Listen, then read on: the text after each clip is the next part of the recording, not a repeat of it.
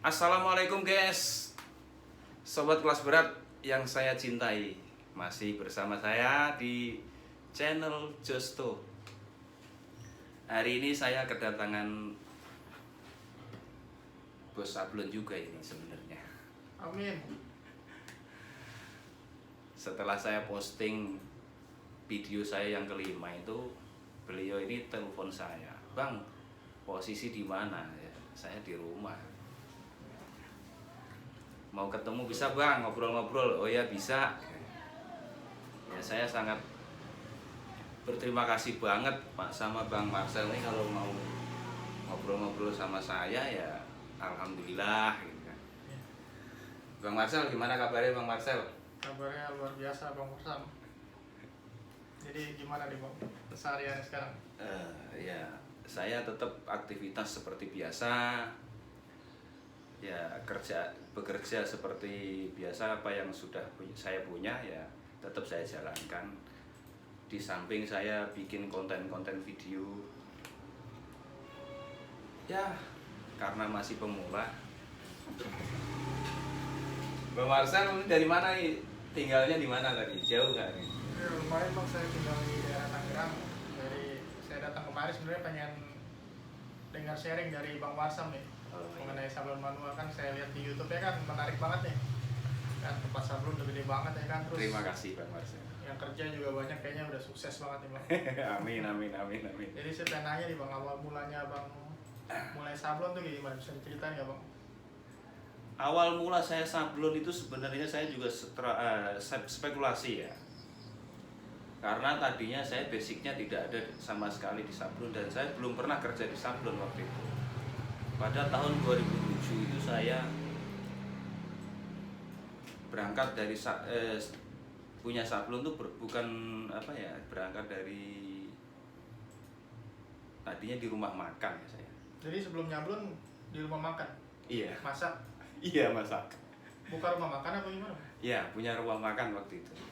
Nah, akhirnya rumah makan itu saya jual karena ada yang mau ngajak usaha sablon ini. Saya dituntun sama mereka, sama dia. Akhirnya saya buka. Maksudnya yang ngajak itu sebelumnya udah main sablon? Yang ngajak itu sebenarnya belum pernah punya sablon, tapi dia waktu itu sales. Jadi dia punya sablon, punya bos, mau nyablon disalesin sama dia. Akhirnya dia hanya apa? Oh, Mediator lah. Marketing ya kalau bahasanya. Kalau bahasa bisnisnya tuh marketing kan guys. Jadi terus tutup rumah makan, jual, baru buka usaha sablon? Iya, saya waktu itu ya modalnya hampir 80 sekian lah. Gede juga berarti. Dan waktu itu saya karena belum tahu trik-triknya, cara-caranya bagaimana saya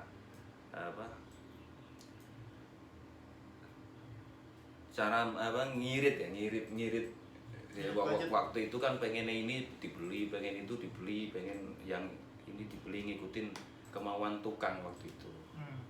Jadi karena belum ngerti waktu itu? Karena saya belum ngerti sama sekali dan belum pernah terjun. Jadi saya waktu itu justru saya yang bekerja, tukang saya yang arahkan. Waktu itu malah saya yang jadi pekerja. Enak dong tukangnya? Ya enak gak enak. Tukangnya enak. Terus itu udah buka langsung di Cipadu? Enggak. Saya waktu buka pertama itu posisinya ada di Depok. Cari barangnya, cara nyari orderannya itu di pasar Cipulir waktu itu. Itu langsung ya, punya ke konveksi belum. Waktu itu masih partner saya itu yang nyari kerjaan. Saya bagian produksi. Jalan 1,5 tahun saya mengalami kebangkrutan. Akhirnya saya pisah dan saya waktu itu bingung mau ngapain karena saya nggak tahu bagaimana cara nyari orderan ini. Saya belum tahu ilmu marketingnya waktu itu. Jadi 1,5 tahun berjalan terus bangkrut? Itu bangkrut yang pertama. Masih ada bangkrut yang tapi sekarang udah ya. Jadi 2009 itu saya pindah ke Cipadu. Keadaan saya juga masih ngenes juga. Akhirnya yang kontrak satu peta sedapatnya, masih ditinggalin ya karyawan, keluarga masih ada di situ semua. Kadang-kadang risih juga sama anak-anak yang kerja gitu loh. Gitu. Jadi berselang tahun 2011 akhirnya saya pindah ke sini itu, saya sudah pernah bangkrut yang 3 kali. Yang kedua yang mana? Yang kedua masih udah di Cipadu, tapi belum di sini posisinya. Oh, ya berarti sebelum tempat yang sekarang nih udah ada tempat lain tuh. Nah, itu bangkrut kedua. ya di sini saya juga mengalami kebangkrutan yang 2 kali. Kan bangkrut mungkin turunnya lah, pas lagi turun lah gitu. Masa-masa turun lah. Bukan, jadi waktu itu memang saya masih teledor, belum tahu cara manajemen uang, cara mengelola keuangan. Jadi di tempat sablon tuh perlu manage uang juga, Bang? Oh perlu, jangankan cuma usaha teknik sablon, ibu-ibu rumah tangga yang belanja ini bagaimana ini saya bisa nyisain uang belanja ini buat keperluan saya kayak beli bedak, ke salon, ya kan? Nah, itu penting ternyata. Nah itu saya ternyata waktu itu nggak nguasain. Ya setelah saya punya istri ini, saya sering ditegur sama istri saya sering dimarahin. Dimarahin Ya. juga, bos, dimarahin sama istri. Ya sebenarnya bukan kok saya takut sama istri. Jadi istri saya yang lebih menang daripada saya. Biasa, namanya juga Polda. Apa tuh Polda? Polisi rumah tangga. Oh, polisi rumah tangga. Terus berarti 2000 berapa tadi, Bang? Pindah kemarin tempat terakhir? 2010, 2011 saya kesini. 2011 sampai sekarang masih bertahan. Sampai sekarang masih bertahan di sini. Ya alhamdulillah tempat ini sekarang walaupun saya nyicil sama bank, artinya saya punya utang sama bank. Nah, kalau lunas itu akan saya bisa lunasin tempat ini, ya itu milik saya. Luar biasa lah ya. Jadi saya punya angsuran itu ya banyak lah, lumayan banyak, tapi ya mudah-mudahan kuat aja. Jadi sekarang tukang ada berapa? Kalau tukang yang di sini sekarang ada 4. Anggota saya itu karena sablon itu kan satu tukang itu kan berdua, tukang sama kenek. Yang kerja itu yang borongan itu ada 8. Yang harian itu ada 3. Jadi total 8 sama 3 11. 12 sama tukang setting satu ini guys, tukang setting saya guys. Mus. Namanya Ali Mustafa. Ini yang biasa gambar-gambar hasil-hasil sablon. Ini desainer nih. Jadi adik saya ini desainer, jadi dia di berlatar belakang pendidikan SD ya. Jadi karena waktu itu saya pengen punya sablon yang komplit, bagaimana biar nggak nyeting di luar, bagaimana ya, itu harusnya akhirnya saya pikirkan di situ. Saya nekat beli komputer, pinjem uang ke bank, saya buat beli alat sablon sampai alat settingan ini adik saya gembleng, saya ajarkan, saya panggil guru, akhirnya ya alhamdulillah ada hasilnya sekarang. Walaupun adik saya cuma lulusan SD dan saya cuma SMP, bro. Makanya saya lulusan SMP jadi bos. Yang sarjana gimana nih? Ya Anda sarjana akan mengikuti karena umur Anda masih di bawah saya masih jauh. hampir sarjana. Masih belajar sama Bang Warsam. Berarti sekarang tukang udah banyak lah ya, Bang, karyawan udah banyak. Alhamdulillah.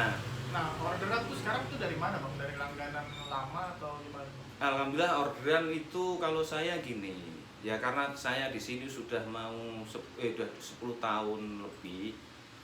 Jadi langganan itu waktu itu keluar masuk. Dari awal begitu. Jadi ya mungkin karena pembayaran, ada juga saya yang mutus hubungan kerja, ada juga mereka yang mutus hubungan kerja, namanya juga jasa kerja. Kalau abang ini berarti sablonnya sablon pasar, Bang, ya?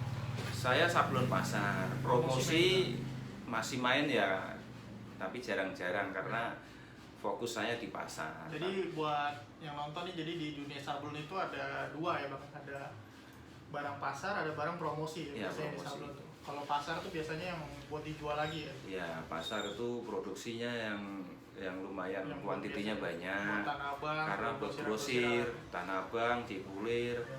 Kalau promosi itu biasanya buat event-event ya bang. Iya, promosi itu event-event. Nah, karena sekarang catering gitu. sekarang saya pikir sepi sih ya. Karena COVID-19 ini ya sangat pengaruh, kasihan juga ini teman-teman ini. Buat ini bang, pengen nanya nih. Sekarang kan lagi masa corona nih bang, gimana, ada dampaknya nggak bang buat Wah, sablon? dampaknya luar biasa. Dalam satu tahun ini saya biasanya ya saya ngangsur bank aja biasanya oke-oke aja gitu loh. Sebelum corona ya. Sebelum corona, tapi sekarang saya minta penangguhan. Penangguhan ya bang. Jadi tetap semangat. Ya, saya jujur-jujur aja karena memang apa sih yang mau ditutup-tutupin Iya. kan gitu. Buat semua pelaku usaha mungkin Buat sama pelaku keadaannya usaha. ya. Ya, karena saya kemarin juga pernah review di tempat konveksi, saya lihat yang omsetnya segitu ratusan juta juga sekarang agak menurunnya lumayan 50%. Gitu. Terus banyak sih bang yang pengen nanya ya. Ini saya nanya dulu dong, Bang Marcel nih usia berapa kok badannya gede segini? Saya usia 26 tahun, berat badan 90 kilo. Wow. Ini gara-gara WFA bang. Kerja di rumah jadinya gini nih. Nah, gitu ya. Tapi Bang Marcel udah, kalau saya panggil nama aja ya karena Iya, umur saya ini udah 40 tapi Marcel baru 26 ya, adik saya jauh ya. Anggap aja kita abang adik ya. Saya minta duit ya bang. Boleh kalau ada. Udah nikah Marcel? Belum. Belum. Wih. Lagi rencana bang, tahun depan doain aja. Ya, amin. Mudah-mudahan lancar. Nih. Jadi saya juga tadinya sempat main sablon manual bang, cuman satu lain hal akhirnya nggak diterusin lagi. Kenapa itu? Ya karena mungkin masih muda ya bang, yang mulai usaha, so-soan aja gitu, ikut-ikut. Ternyata tidak semudah yang dipikirkan ya. Iya. Lihat orang jadi pengusaha tuh kayaknya duit Enak. ada, waktu banyak ya kan, tapi Iya. ternyata pas jalannya berat juga ya. Oh gitu ya, sama dong. Iya. Saya juga dulu awal-awal juga masih gitu. Saya tuh 5 tahun pertama itu menjiwai pekerjaan. Setelah saya mengalami kebangkrutan yang paling fatal ya waktu itu ya. Akhirnya saya pulang kampung. Itu saya langsung minta doa restu sama orang tua. Kaki orang tua saya, bapak ibu itu saya cium. Akhirnya saya berangkat ke Jakarta. Waktu itu saya berangkat ke Jakarta tuh lihat orang-orang itu, ya saya pikir kalian tuh biasa aja. Mau bos mau siapa, saya lihat biasa aja. Akhirnya saya lari ke pasar itu niat ingsun nyari rezeki yang halal ya udah. Akhirnya saya pede di situ. Nah, mulailah itu saya sampai di tempat yang sekarang ini saya baru menjiwai keuntungan. Baru udah mulai ngerasain keuntungan. Udah mau mulai ngerasain hasil daripada jeripaya saya 5 tahun yang lalu. 5 tahun yang lalu masih berjuang ternyata bang. Masih berjuang. Saya itu 5 tahun berjuangnya. Tuh jatuh bangun tuh. Jatuh bangun. Ngeri. Pernah ketipu? Ketipu sih alhamdulillah waktu itu sering. Kirain enggak. Jadi saya waktu itu sablon, saya juga produksi kaos juga waktu itu. Ya banyak lah termasuk apa namanya?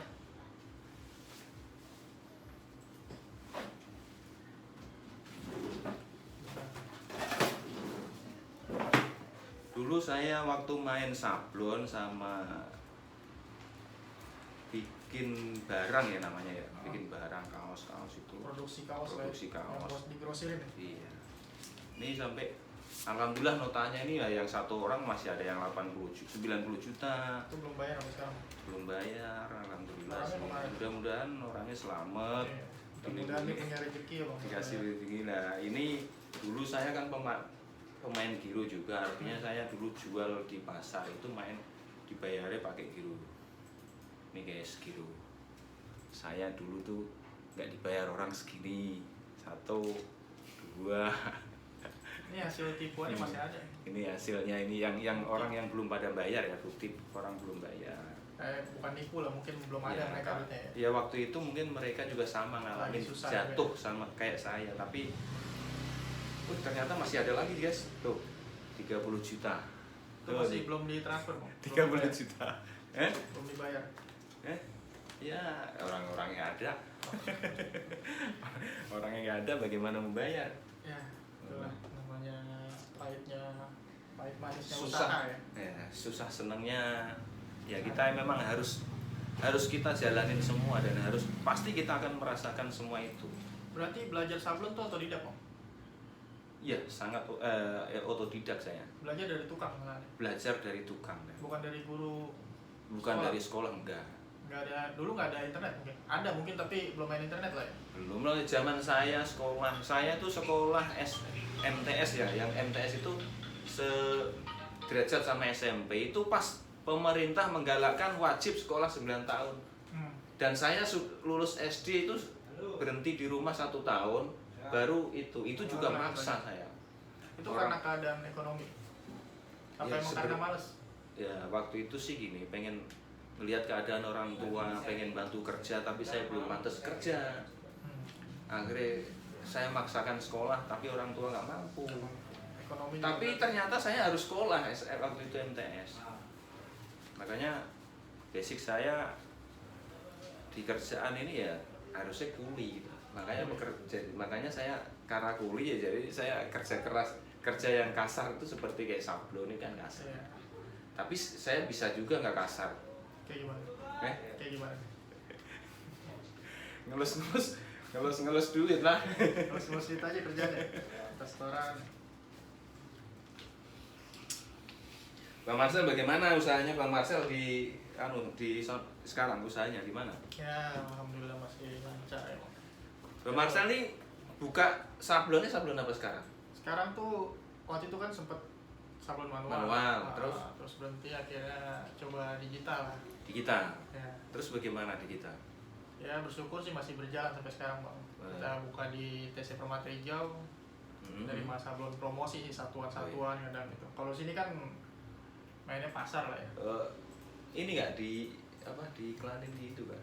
Di di posting nggak? Ada Instagramnya. Oh, di Instagram. Oh, iya. Ya jadi nanti guys, Marcel ini punya sablon digital printing. DTG ya? Digital. Digital. Jadi kalau jenis lah. berbagai jenis macam sablon digital, nanti kalau mau nyablon yang digital yang satuan-satuan, yang sifatnya satuan atau urgent ya kalau besok pagi dipakai itu sama Bos Marcel ya gitu. Nanti namanya collab sablon. Wah, collab sablon. Sablonnya collab dong. Enggak dong. Collab tuh artinya kolaborasi. Oh, ternyata bahasa intelek Beda juga. Ada di ITC Permata Hijau, Ya, Jakarta Selatan. Ya. Lantai 1. Sablonnya Bang Marcel ada di ITC lantai 1 Permata Hijau, Kebayoran Lama. Kebayoran Jakarta Selatan. Ya guys ya. Sahabat kelas berat. Jadi kalau kalau mau nyablon manual ya Kecipadu aja. Kecipadu boleh. Josto Sablon yang punya Bang Marsam. Terkenal di ini daerahnya apa? Ponasem. Ini Kampung Bulak namanya.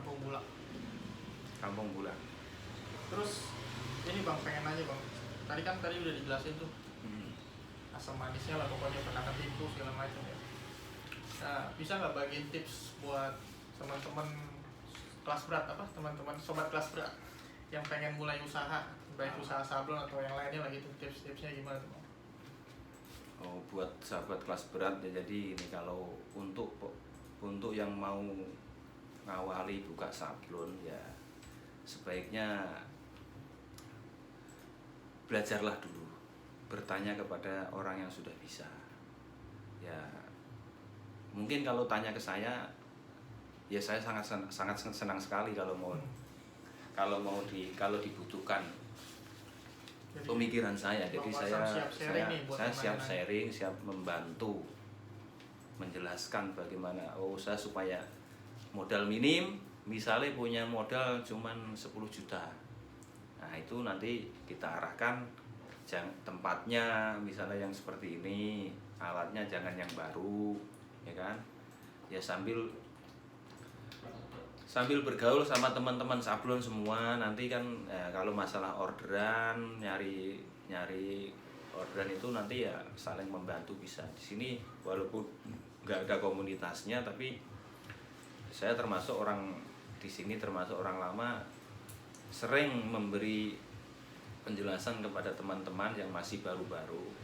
Nggak usah takut, nggak usah merasa kita ini disaingi atau merasa tersaingi. Urusan rezeki itu udah pasti, punya kita ya punya kita, punya sampean ya punya sampean, gitu aja. Nggak usah takut, nggak usah curiga gitu. Capek mau pasti. Kalau capek udah pasti, karena memang kerjanya kerja kasar. Tapi kalau udah kemungkinan bisa jadi bos lah ya. Ya bos kecil. Bukan kelas berat. Tapi kelas berat ini bisa juga jadi. Nah, itu buat teman-teman yang pengen usaha sablon, tapi nggak menutup kemungkinan, maksudnya ya modal-modal nggak sampai 10 juta gitu bisa. Kalau kemarin ada teman saya ya pernah kerja sama saya. Dia datang ke sini itu minta pendapat sama saya. Dia bilang, maaf ya. Dia bilang, manggil saya kan bos ya, maaf ya. Bos, saya mau buka sablon. Nah, kira-kira modal di bawah 10 juta, paling tinggi 10 juta bisa jalan nggak? Saya bilang sangat bisa sekali. Kenapa? Nah terus, ya pokoknya pegang dulu uangnya, baru nanti kita ngobrol lagi. Tapi akhirnya dia nanya, bagaimana nanti cara nyari pekerjaannya? Nanti saya bantu akhirnya. Akhirnya saya suruh buka, belum. Nah, dia beli alat yang second itu. Akhirnya walaupun belum komplit, kan bertahap ya. Bisa berjalan lah ya. Akhirnya berjalan, dan sekarang ya tadinya juga saya tawarkan pekerjaan, misalnya ada promosi, ada kerjaan nggak? Ini kalau nggak ada kerjaan akhirnya saya larikan ke dia. Ya saya nggak, bukan, akhirnya kan dia juga ternyata begini toh, bergaul sama sesama sablon. Kalau kita nggak menganggap mereka itu saingan kita atau kita menyaingi mereka, ternyata fun aja gitu loh. Itulah makanya saya bikin usaha namanya kolaborasi, biar nggak ada saingan. Ya nanti kalau Bang Marcel dapat orderan yang seperti basicnya yang water base kayak sablon saya, ya bolehlah dilempar ke saya, kan siap. gitu. Lumayan kan, dapat duit. Dua-duanya dapat, nggak ada yang dirugikan. Iya, ya begitulah. Karena makanya buat kita ini apa sih sebenarnya, nggak ada yang susah. Kalau kita ada niat, ada keinginan, ada kemauan, yang penting kita yakin aja, percaya diri. Urusan hasil nanti lah gitu ya. Nanti gampang ya. Usaha aja dulu ya. Yang penting usaha dulu, bener. Yang penting usaha dulu, yang penting dulu. Gerak dulu. Kalau memang saya banyak, setiap karyawan yang masuk di tempat kerjaan saya itu yang tadinya nggak bisa apa-apa, orang harian itu kan berarti dia belum bisa menguasai pekerjaan di sini. Hanya bisa membantu ngepres, terus nyetak mangkok, balikin bahan yang mau dicetak itu aja. Saya selalu gini, kamu harus bisa nukang. Setelah kamu tahu cara nyetaknya, cara kerjanya sablon ini, kamu harus jadi bos. Kamu harus punya sablon kalau kamu senang di sablon, kan gitu. Punya usaha sendiri ya. Nah, akhirnya dia bilang ya siap kan. Nah itu kan yang paling banyak sebenarnya gitu Bang, kalau orang pengen mulai usaha, apalagi usaha sablon ya, pasti nanya-nanya awalnya gimana sih caranya dari orderan pertama gitu. Nah Bang Marsam masih ingat nggak orderan pertamanya itu caranya gimana? Masih ingat nggak? Caranya Orderan gimana dapat pertama saya waktu itu sangat grogi. Waktu pertama saya nyari cara orderan. kerja ini?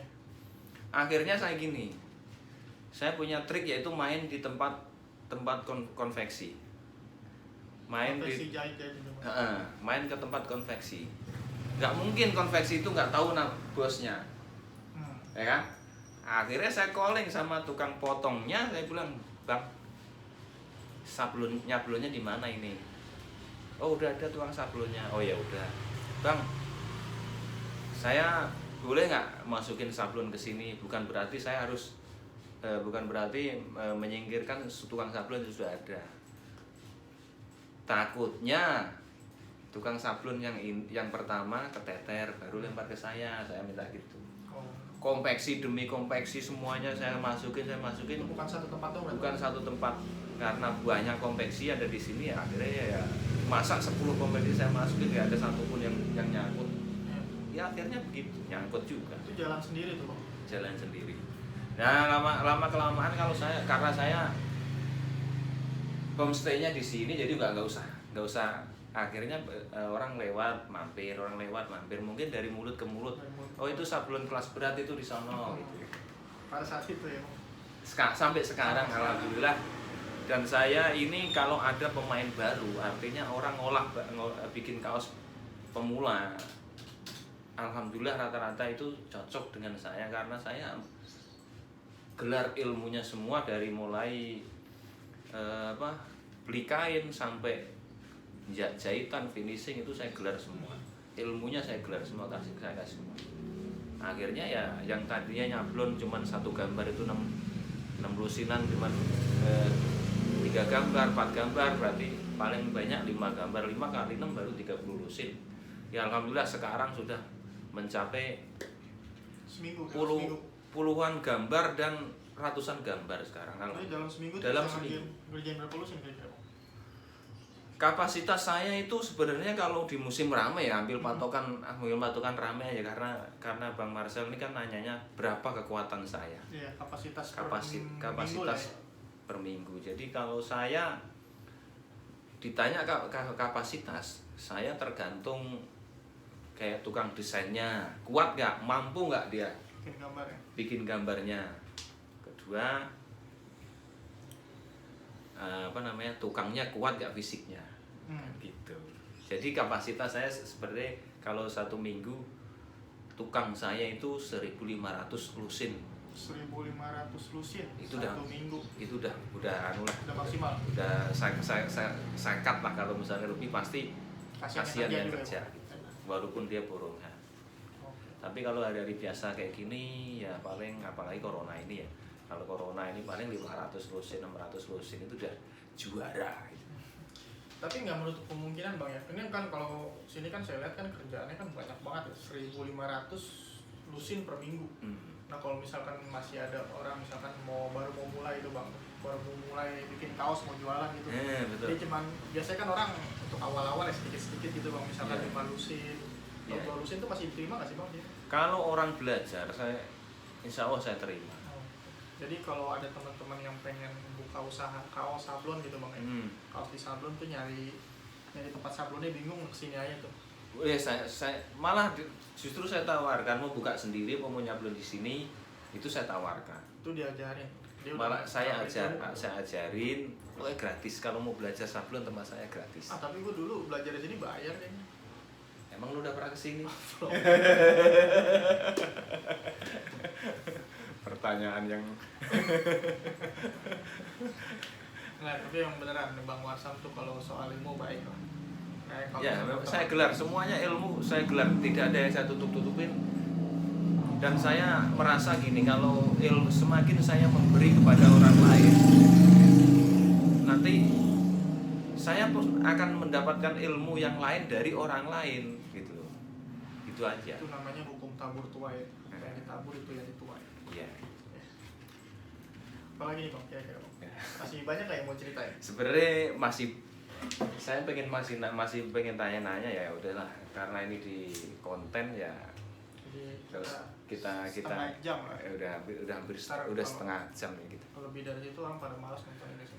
Oke, sahabat Ulas Berat ya, Sahabat inilah Ulas Berat. bincang-bincang saya dengan Bang Marcel yang Bang Marcel ini Jangan pengen- Bang Marcel.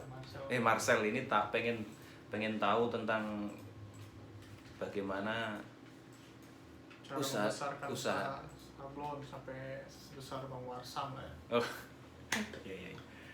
Ya, mudah-mudahan kalau kita giat, tekun, sama rajin, Intinya emang harus kerja keras lah. kerja keras ya, pasti nanti akan besar.